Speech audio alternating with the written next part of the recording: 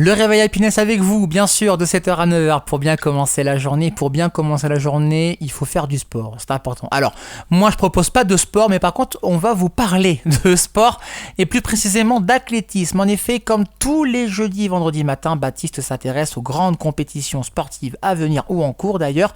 Et Baptiste, avec toi dans Hors-jeu, aujourd'hui, on va partir à Tokyo parce que oui, les mondiaux d'athlétisme vont battre leur plein avec de beaux enjeux à ne pas louper. Ce week-end, les plus grandes stars de l'athlétisme se réunissent pour disputer les championnats du monde de la discipline.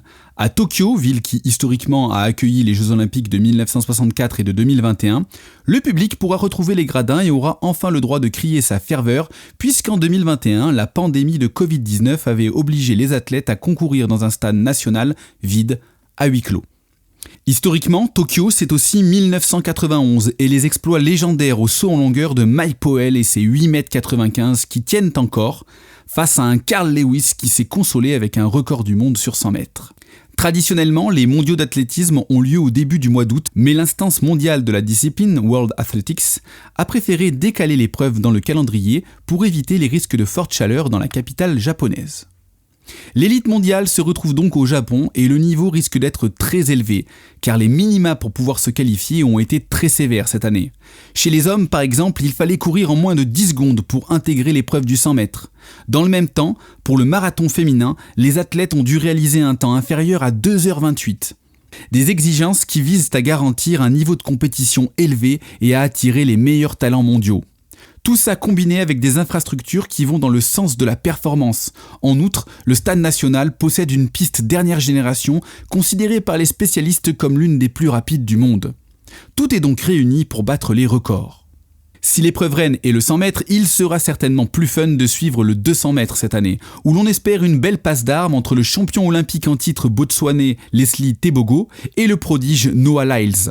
L'Américain espère même se rapprocher du record de Bolt sur 200 mètres, lui qui a couru 19,63 cette année.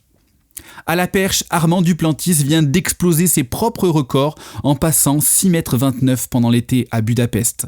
Il est évidemment l'immense favori, mais tout le monde attend un nouveau record du monde qui serait le 13e d'affilée en 5 ans, le 4e pour cette année 2025.